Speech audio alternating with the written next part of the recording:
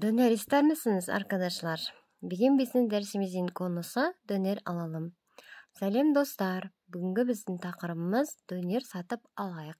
Яғни біз басқа да сауданы түрікше қалай жүргізу керектігін үйренетін боламыз. Ал ендеше кеттік, бірге үйренейік. Жалпы döner деген түріктердің ұлттық тағамы. Яғни döner ол dönmek деген сөзден шыққан. Яғни айналу деген мағына білдіреді. Dönerді байқасаңыз, айналатын темірге іліп жасайды, сол сөзден шыққан тағамның түрі döner. Ендеше достар, бірінші сіз магазинге, дүкенге кірген кезде сөзді былай бастайсыз. Kolay gelsin. Kolay gelsin деген ол оңайырақ келсін. Яғни іске сәт. Қазақшаға аударғанда іске сәт деп аударамыз. Kolay gelsin, яғни тірлігіңіздің оңайырақ, жеңіл келсін, тірлігіңіз алға бассын деген мақсатта. Немесе merhaba, сәлеметсіз бе, сәлем деген секілді. Хайырлы ішлер. Хайырлы деген қазақ тілінде қайырлы деген сөз. Яғни жақсы болсын істеріңіз деген мағынада сәлемдесіп сөзіңізді бастайсыз. Одан кейін dönerдің бағасын сұрау үшін былай деп айтасыз. Döner'in fiyatı ne kadar? Немесе döner'in fiyatı ne? Döner'дің бағасы қанша? Одан кейін сізге ұста немесе жаңағы магазиндегі адам былай дейді, көбінде hoş geldiniz. Hoş geldin. Яғни қош келдіңіз магазинімізге немесе кафемізге қош келдіңіз деген секілді. Döner'in fiyatı 15 lira. 15 lira. Döner'дің бағасы 15 lira. Білесіздер ғой, түріктердің ұлттық ақшасы ол lira. Size biftek mi, koyun eti, tavuk eti mi? Size, sizге biftek mi? Biftek деген ол сиырдың еті. Koyun eti, қойдың еті. Немесе tavuk eti mi, тауық еті ме? Сіз өзіңізге ұнаған вариантты таңдайсыз, бифтек болсын. Мысалға, сиырдың еті болсын.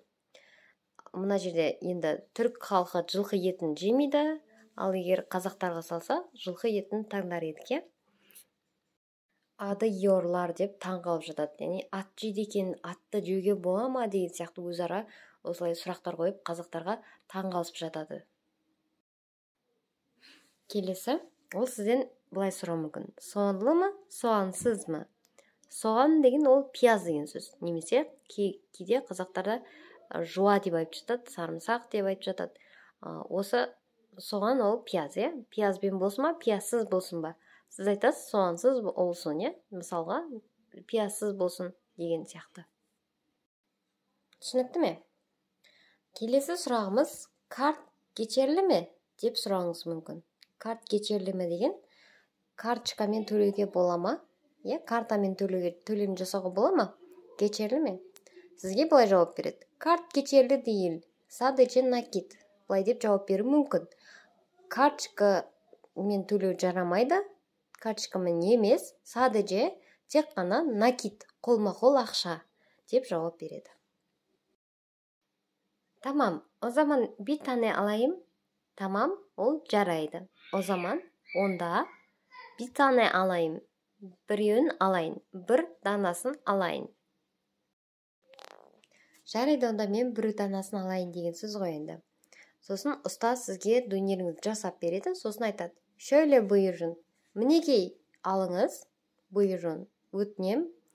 Аллах берекет берсін. Осы түрік халқында көбінде жақсылық тілеу сөздер көп айтылады. Мысалы, әллеріңізді дәрт бермесін, қолыңызға дерт бермесін, Алла береке берсін, Аллаха эманет, Аллахқа аманат деген секілді. Сізге айтады, Аллах береке берсін, яғни жеген асыңызға Алла Тағала береке берсін деген секілді. Одан кейін сіз айтасыз, teşekkürler, рахмет. Сізге жауап береді, rica ederim. Rica ederim деген оқасы жоқ, немесе bir şey değil деп айтуы мүмкін. Оқасы жоқ деген мағынаны береді екеуі де. Достар, егер де сабақ ұнап жатса, лайк басыңыз, ұнамаса дизлайк басыңыз, сұрақтарыңыз болса комментарийге жазып, қолдау көрсетіп қойыңыз. Енді ашылған каналымызға қолдау көрсетсеңіз, көптен көп сізге алғысымды білдірер едім. Сау болыңыздар, келе-келе, hoşça kalın. Sizinle beraber olan Şolpan Asılbekқызы.